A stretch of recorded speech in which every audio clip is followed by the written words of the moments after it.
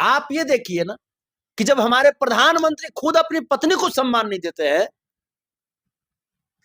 तो बच्चे क्या संस्कार सीखेंगे।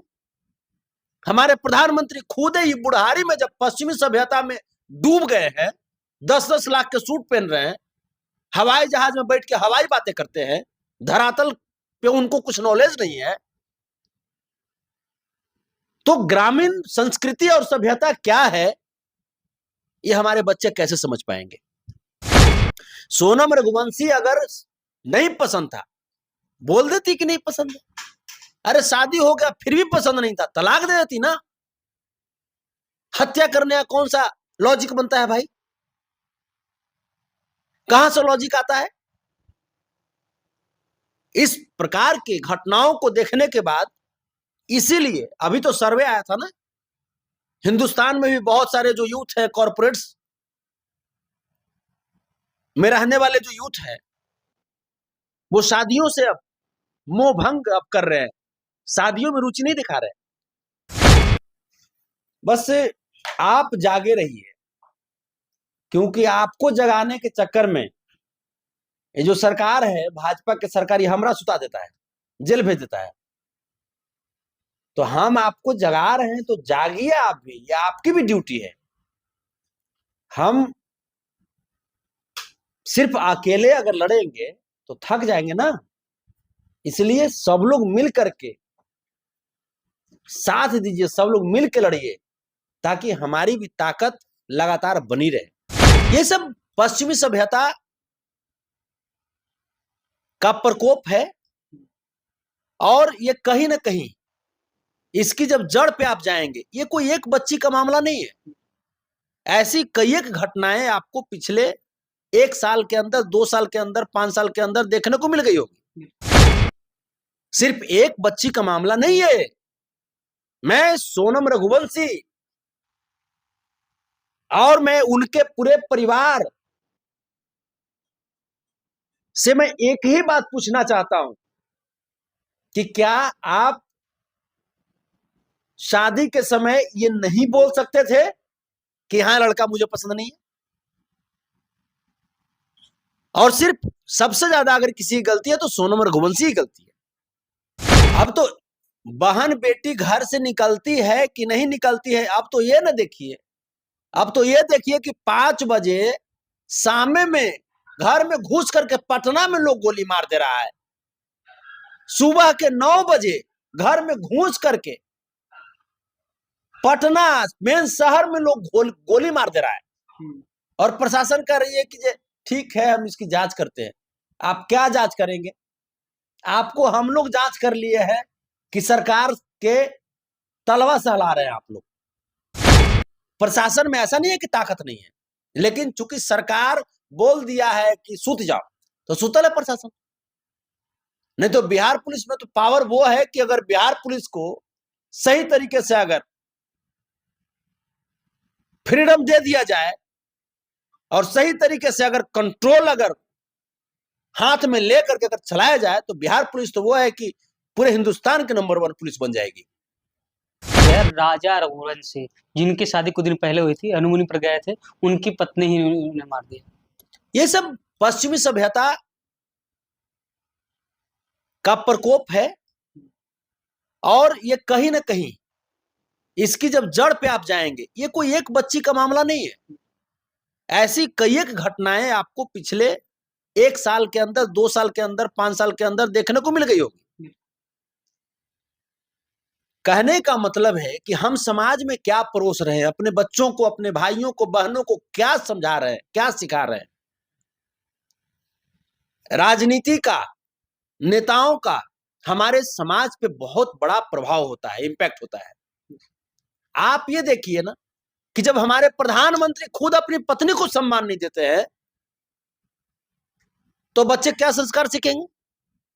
हमारे प्रधानमंत्री खुद ही बुढ़ारी में जब पश्चिमी सभ्यता में डूब गए हैं, 10-10 लाख के सूट पहन रहे हैं, हवाई जहाज में बैठ के हवाई बातें करते हैं, धरातल पे उनको कुछ नॉलेज नहीं है, तो ग्रामीण संस्कृति और सभ्यता क्या है ये हमारे बच्चे कैसे समझ पाएंगे। सिर्फ एक बच्ची का मामला नहीं है। मैं सोनम रघुवंशी और मैं उनके पूरे परिवार से मैं एक ही बात पूछना चाहता हूं कि क्या आप शादी के समय ये नहीं बोल सकते थे कि हाँ लड़का मुझे पसंद नहीं है? और सिर्फ सबसे ज्यादा अगर किसी की गलती है तो सोनम रघुवंशी की गलती है। सोनम रघुवंशी अगर नहीं पसंद था बोल देती कि नहीं पसंद है। अरे शादी हो गया फिर भी पसंद नहीं था, तलाक दे देती ना। हत्या करने का कौन सा लॉजिक बनता है भाई? कहां से लॉजिक आता है? इस प्रकार की घटनाओं को देखने के बाद इसीलिए अभी तो सर्वे आया था ना, हिंदुस्तान में भी बहुत सारे जो यूथ है, कॉर्पोरेट्स में रहने वाले जो यूथ है, वो शादियों से अब मोह भंग अब कर रहे हैं, शादियों में रुचि नहीं दिखा रहे। तो इस प्रकार की घटनाओं को समझते हुए सरकार को कोई नीति लानी चाहिए।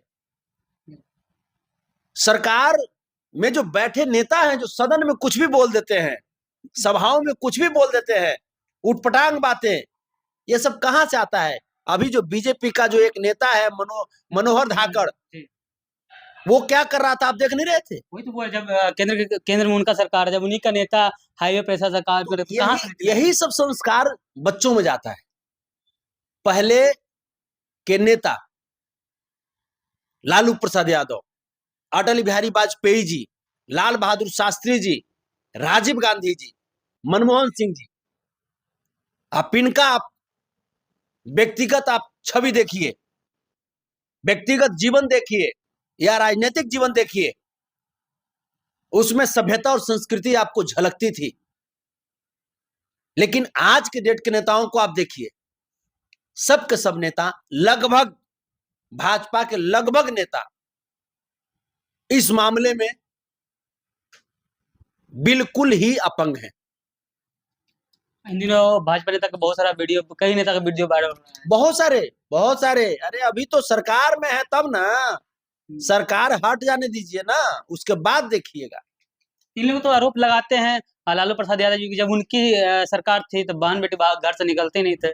अब तो बहन बेटी घर से निकलती है कि नहीं निकलती है, अब तो ये ना देखिए, अब तो ये देखिए कि 5 बजे सामे में घर में घुस करके पटना में लोग गोली मार दे रहा है। सुबह के 9 बजे घर में घुस करके पटना मेन शहर में लोग गोली मार दे रहा है। और प्रशासन कह रही है कि ठीक है हम इसकी जांच करते हैं। आप क्या जांच करेंगे? आपको हम लोग जांच कर लिए हैं कि सरकार के तलवा सहला रहे हैं आप लोग। प्रशासन में ऐसा नहीं है कि ताकत नहीं है, लेकिन चूंकि सरकार बोल दिया है कि सूत जाओ तो सुतल है प्रशासन। नहीं तो बिहार पुलिस में तो पावर वो है कि अगर बिहार पुलिस को सही तरीके से अगर फ्रीडम दे दिया जाए और सही तरीके से अगर कंट्रोल अगर हाथ में लेकर के अगर चलाया जाए तो बिहार पुलिस तो वो है कि पूरे हिंदुस्तान के नंबर 1 पुलिस बन जाएगी। मैं आपके चाहने वाला का एक सवाल है कि विधानसभा चुनाव आ रहा है, क्या विधानसभा चुनाव में संतोष यादव जी चुनाव लड़ेंगे? देखिए, टिकट मिलेगा तो लड़ेंगे, टिकट मिलेगा तो लड़ेंगे, और नहीं तो हमारा मेन जो मकसद है, हमारा मेन मकसद है जन सेवा करना। मतलब सदन में तो बहुत लोग जाते हैं ना, कौन विधायक से कम हम पॉपुलर हैं? तो हम सड़क पे संघर्ष करने की इच्छा ज्यादा रखते हैं। सदन में जाने के बाद लोग शिथिल पड़ जाते हैं, वहां का जो एसी लगता है ना, एसी का हवा, तो लोग आराम की मुद्रा में चले जाते हैं। सब लोग लालू प्रसाद यादव नहीं हो सकते, तेजस्वी यादव नहीं हो सकते, है ना। तो इसीलिए हम ज्यादा टेंशन में नहीं रहते हैं। अगर लालू जी के द्वारा, तेजस्वी जी के द्वारा अगर आदेश आएगा चुनाव लड़ेंगे, नहीं आदेश आएगा तो हम सड़क पे ऐसे ही लड़ते रहेंगे, गरीबों के लिए, शोषितों के लिए। जाते जाते आखिरी सवाल करेंगे भैया, आपका विवाद चला था अनुपमा यादव से, जब स्टेज पे मिल रहे थे दोनों, तो बोलते मैं बहन आप पहले भी आपके लिए खड़ा था। बहुत अच्छी कलाकार, बहुत अच्छी। देखिए, सिचुएशन समय के अनुसार बदलते रहता है, व्यक्ति का विचारधारा में भी परिवर्तन होता है। और अनुपमा बहुत अच्छी कलाकार हैं और हम उनका बड़ा सम्मान करते हैं, उनकी गायकी का। और अभी वर्तमान में जिस प्रकार से अपने आप को एक मतलब कह सकते हैं कि एक सुपरस्टार के जैसी अब उनका व्यवहार अब आने लगा है। और सब कुछ ठीक है, ठीक है। पहले का क्या लाइफ था, क्या नहीं था। पहले तो आप देखते थे कि पहले मनोज तिवारी जी और रवि किशन जी में पटता नहीं था, बिल्कुल 36 का आंकड़ा था। अब तो दोनों मिलकर भाजपा में घोटाला कर रहे हैं। दोनों साथ में हैं। दोनों एक दूसरे के साथ बैठ करके एगो शमशाने घाट में इंजॉय लेवाते हैं। ये वो जो है जे पूरे दिल्ली के न्यूयॉर्क के बना रहे थे। तो ये सब क्या कीजिएगा, ये सब चीजें होते रहता है समय को समय। अनुपमा बहुत अच्छी कलाकार है और बहुत अच्छा लगता है। अनुपमा का गायकी का मैं बहुत बड़ा फैन हूँ। जैसे आप दर्शक क्या कहें?